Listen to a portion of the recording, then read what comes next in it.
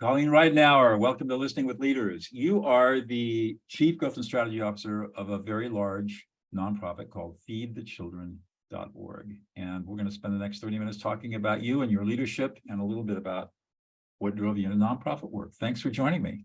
Well, thanks so much for having me. I'm honored to be on this podcast with you. Thanks. So let's take a little bit of the backstory. I know that you, like me and many other people, moved from corporate. For me, it was from big law into a different world. And tell us a little bit about that. Yeah, it feels like so long ago that happened, but it's going on several decades now. And yeah, there just came a point. I was working in the entertainment industry. I was doing entertainment marketing out in Los Angeles. And part of my role at the time, I was asked to take on the responsibility of building out a corporate social responsibility platform. And at the time, that was the buzz, right? Cause marketing, corporate social responsibility. And it was new to me. I'd never done that before. And I said, okay, yeah, I'll take that on. I'll figure that out. And in doing that, I just had the incredible opportunity of going out and meeting with all these amazing organizations that were doing great work in their communities. And I'd come back and I'd report on that. And then I'd say, hey guys, like, look who I met this weekend, or I met these amazing people. And not that people didn't care, but folks were so absorbed in their day jobs and doing the Hollywood thing, it really wasn't as meaningful to them as it was to me. And so I felt I came to this point where I could go one way or the other. I could keep doing what I was doing and go down that path, or I could take kind of all the experience I had had up until then in marketing and media and package all that up and say, hey, I could do what I'm doing in the nonprofit space and go out and raise money and have that money be going towards something that at the end of the day I could feel really good about. So that's what I decided to do. So I left and I never really looked back. And since then, I've been working for some amazing organizations, Feed the Children now, one of the best. And I couldn't be happier. It's a wonderful feeling to know that you're doing a lot of the same things you do in the corporate world, but at the end of the day, you can go home and put your head on the pillow and know that all the hard work that you've done is actually helping families, in my case, helping families and children have a much better life and outcome. Your story so parallels mine, where I left a very successful career as a trial lawyer for 22 years to become a peacemaker. And, I don't make nearly as much money as I made in those days, but you're right. I helped more people in a week than I helped in 22 years. Yeah. And it's interesting, at the time when I made the shift, I thought for sure, okay, I'm leaving this job. I have all this experience. Why wouldn't a nonprofit organization want to hire me? Like silly me at the time. And I met with so many organizations who couldn't get their head around, like, why do you want to do this? Why do you want to leave this job, this corporate job that you have at the time? It's a sexy job working in Hollywood. Why do you want to do that? Like, why do you want to leave this salary? Why do you want to leave, the red carpet, doing all this stuff? Why do you want to come do this? And I tried to convince them, no, I really do. I really want to come and do this work. And folks just couldn't get their head around it. And I think today, fast forward, many years, and the environment has changed so much. And I think we see today so many corporate executives wanting to kind of put that chapter behind and transition to nonprofit. And nonprofits are so hungry to get that expertise and welcome that corporate experience coming to work in the nonprofit space. Because at the end of the day, while it's a nonprofit, we need that business acumen. We need that level of expertise to help drive the business forward, because it's complex. Nonprofits are complex organizations that need that financial expertise, that need marketing, that need all of these areas of business to help run efficiently and to be able to accomplish the visions that we have. So I think it's very different today than it was back when I made the shift, and I'm sure for you as well. It is, and at least my experience was that I learned that money doesn't make you happy. It sure doesn't. Serving others makes. It sure doesn't. I keep on my computer here all these little Post-its, little quotes of things that I hear throughout the day. And somebody said to me yesterday, which was the new one I wrote down yesterday, is happiness equals enjoyment plus purpose plus satisfaction. Love it. There's nothing in there that says money, right? but I thought that was a good one. So it's on my computer. That's my quote of the week. Tell us a little bit about Feed the Children. I see ads popping up on my various screens that I see on the internet every now and then. That's good. We're targeting you. Yeah. So so Feed the Children is an organization that is dedicated to helping families and children. So we provide food, we provide essential items, so personal care items, school supply items to families who need our support. So we're really dedicated to ensuring that no child goes to bed hungry. So today we're working in almost all 50 states. We work in 8 countries around the world. And I'll tell you, it's a big lift.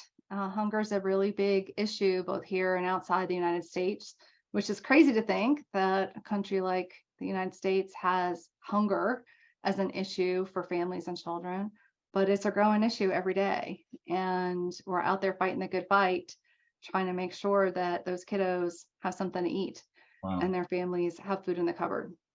How's the organization structured? Do you have like community-based organizations that you serve, or? That's right. That's right. So here in the United States, we work through a network of community partners.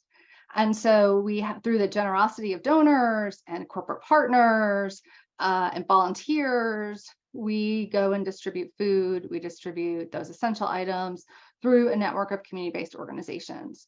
And then outside the United States, very similarly, we have country operations in 8 countries, as I mentioned, and we work through a variety of different channels outside the United States to deliver the impact that we deliver. And your job, you're the Chief Growth and Strategy Officer. What does that mean? That's right. So just like it says, we're continuing to try to grow our impact. We're about to launch a new strategic plan. And all that we're trying to do is serve more and more families. And so my role is to help us figure out how are we going to do that. So of course that takes money, it takes resources in order to be able to grow our business and to be able to serve more. And I think a lot of folks think, oh, you're delivering food, you're delivering these essential items, you don't need money. Well, that's a big myth, right? Of course, we have the generosity of our donors, our corporate donors that donate products, significant amounts of product that we're able to distribute out. But it takes money to do this work too. And so part of my job is figuring out how can we scale our resources so that we can do more and be able to serve more families. So that's a really big piece of what I do, is figuring out that strategy and figuring out how we can do more, raise more, and do more with the resources that we have. So what gets you excited in the morning? You get out of bed and you say, oh boy, another day, this is going to be fun. What is it that gets you going? Normally what gets me excited is about 3 o'clock in the morning, I start having more ideas. And so I get up in the morning, I'm like, okay, who do I need to call to talk about these ideas? So as I start firing off those emails, I'm like, oh, here she goes again. She had some ideas at 3 o'clock in the morning. But I think what gets me the most excited is there's so much opportunity. Unfortunately, when there's so much need and there's so much need out there, with that need comes so much opportunity of what more can we do as an organization. And as I said, we're getting ready to launch this new strategy. And with that strategy comes, how can we not only enhance and improve the things that we've been doing for the last almost 50 years as an organization, but the world is changing so rapidly. So how can we be more nimble and evolve with the world around us? And with that comes the opportunity to try and test new things. And as part of the strategy, that's what I'm really excited about, is how can we be more nimble as an organization and test things, and be more reactive and test and learn from those tests so that we can be nimble and respond to that ever-changing environment. I got the team jumping all around, getting excited about testing and learning and living into new models and new ideas. If I weren't talking to you and knew that you were in the nonprofit sector, you would sound like an entrepreneur in a startup. Well, some of it is entrepreneurial. I mean, I think in the nonprofit space, you do have limited resources, human and financial. You have to determine how to get creative with those things. As I said, there's huge need. You can't do everything all at once. So a lot of it is being entrepreneurial as to how do you manage those resources, figure out how to phase them, and how to be nimble with all of that. So I think you equate that pretty well, that it is a little bit of an entrepreneurial mindset when you get into the nonprofit space. So what is it that's unique that you bring to the table? Oh, that's a good question. I'd love to ask my team that question. And you should. Yeah, maybe. I think, I've had just the great fortune and blessing of having worked at a lot of different organizations on the corporate side and then on the nonprofit side. So I hope that I'm bringing perspective from a lot of different sectors. I've worked on the health side, worked, human services. I've worked in housing. Now I'm working in the nutrition and hunger space.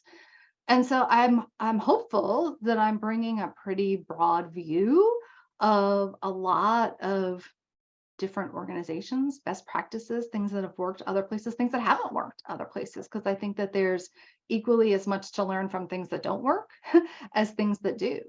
And so I'm hopeful that that's helpful to the team as we look to grow and scale what we're trying to do.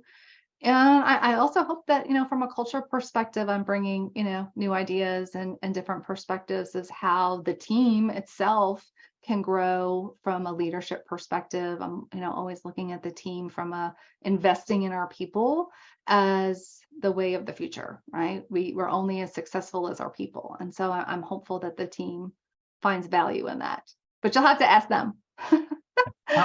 How many people are in the organization? Oh, that's a great question. I think we're about 300 now. And you're based in Atlanta?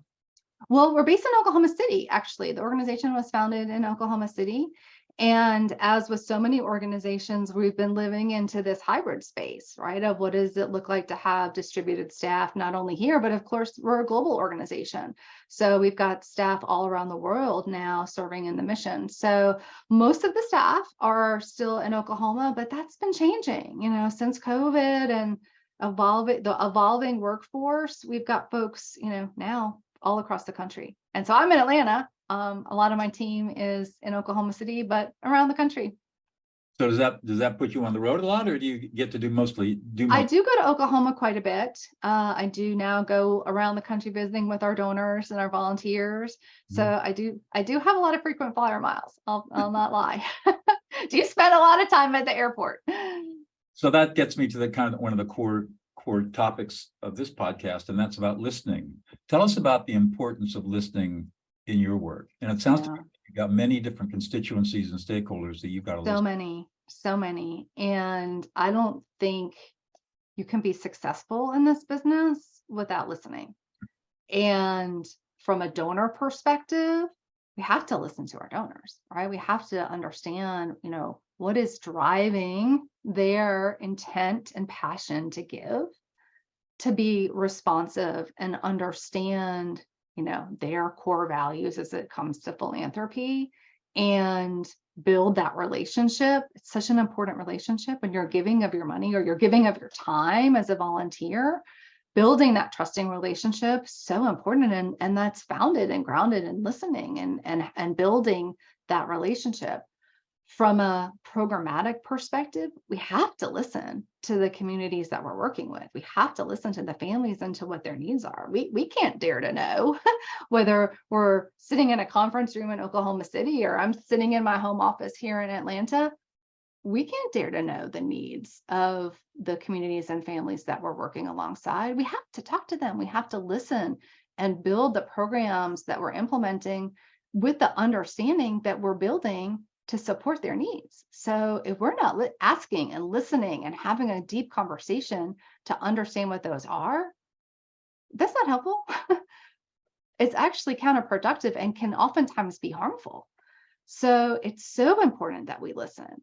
From a staffing perspective, how many lessons have we learned about staff not feeling heard, not feeling that they are included? This opens the can of diversity and equity and inclusion. What voices are at the table? Do they feel heard? Can they show up as their authentic selves and feel valued and not just listened to, but heard? So I think all of those, that's just a few constituencies and stakeholders, but to have those meaningful conversations and be able to take those conversations and have actionable outcomes, so critical to be successful as an organization, as a business, just in human relationships, I think is so important. Yeah, well, I say that listening is the foundational skill of life. And it's a skill that has to be learned and mastered. It's not something we innately do well. No. Because, No. and if you don't learn how to listen, then you'll never know what to do. It's like riding a bike. Mhm. Hard to ride a bike without a little bit of coaching and training. Yes. Those Mhm. the same. Yes. How do you, when you're, I'm just guessing at this. So one of the passions that I pick up from you is really developing your staff, especially bringing young people up and training them and getting them to be as effective as they can possibly be, considering their various career stages. How do you go about staff development and training? That's a great question. And skills. I'll tell you, I think one of the things that, particularly in the nonprofit space, can be challenging because we don't have endless budgets, right? To send folks to conferences or, invest a ton of money in development and coursework and all of those things that perhaps corporations might have whole teams that are focused on training and development. And a lot of times those are the areas that nonprofits struggle with the funding for the most, or sometimes the things that get cut the first when you're looking at a tight budget. So you have to get creative, right? This is where you have to lean on your creativity to focus on that. And so what I've tried to do, what we've tried to do, is find opportunities to engage staff kind of in cross-functional work teams, getting them involved in projects that maybe they wouldn't necessarily get exposed to give them responsibilities and exposure to things that help them grow and develop, stretch projects or new projects. And I think that is sometimes welcome, sometimes too much, right?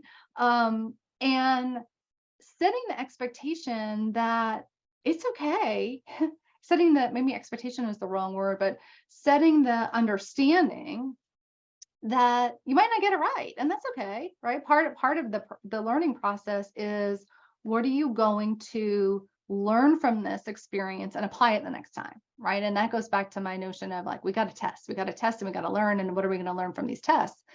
And I think sometimes through that development process, folks get really scared to try new things because they don't know, right? Or they don't know how to do it, or they don't know what the outcome is going to be.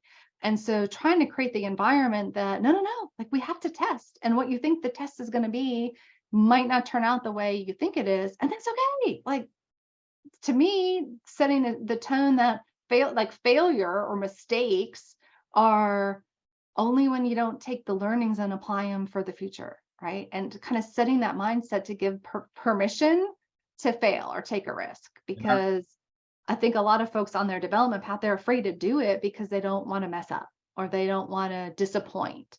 And so how do you change that frame of reference to give people the permission to dream big or spread their wings or come up with ideas that we can try?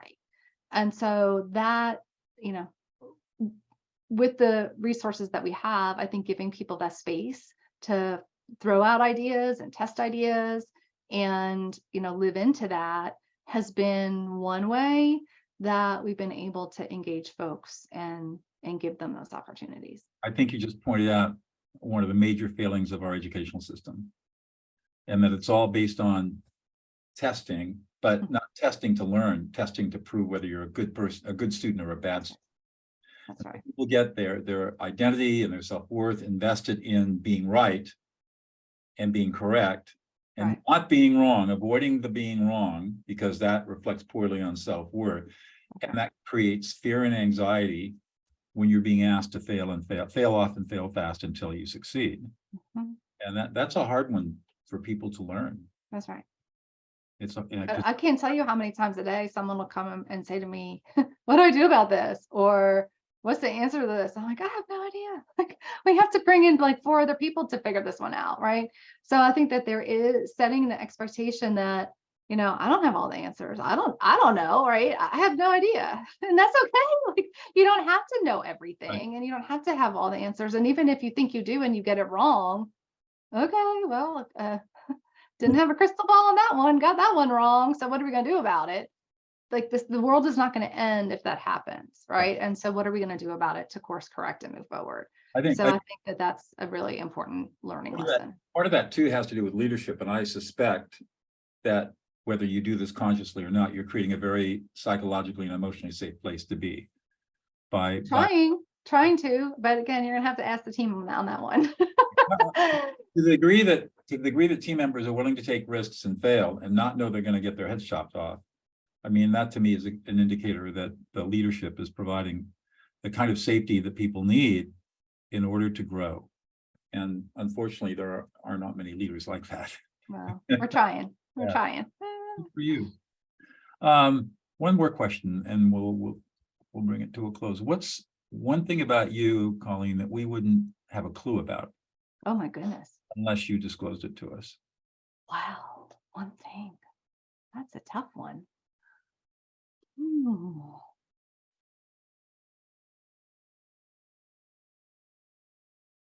You probably know this just from our conversation. But I'm not sure it would just come out at a dinner party or in a normal conversation.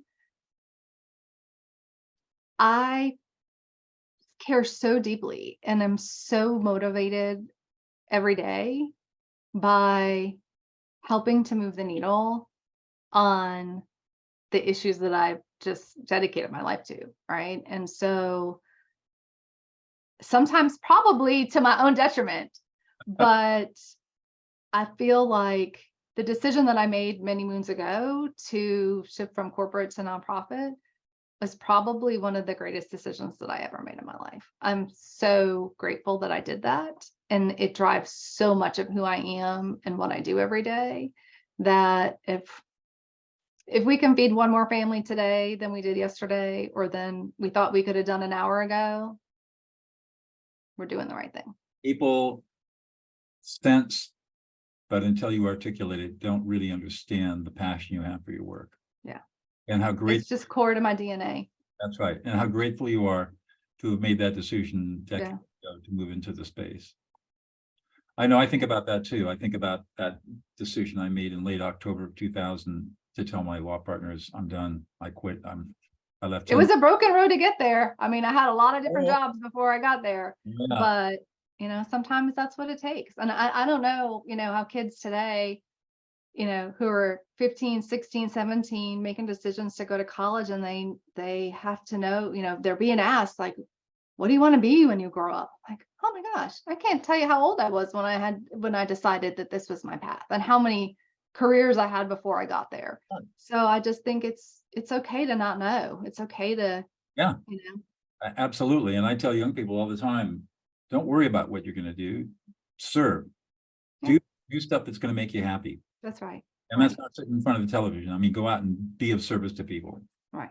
If nothing else. It goes back to my post-it, right? Happiness equals enjoyment, purpose, and satisfaction. Absolutely. Well, Colleen, this has been a great conversation. Thank you so much for joining me today. Well, thank you so much for having me. It's been wonderful speaking with you, and you yourself are an inspiration to so many. Your story is remarkable. Thank you for everything that you do. You're welcome.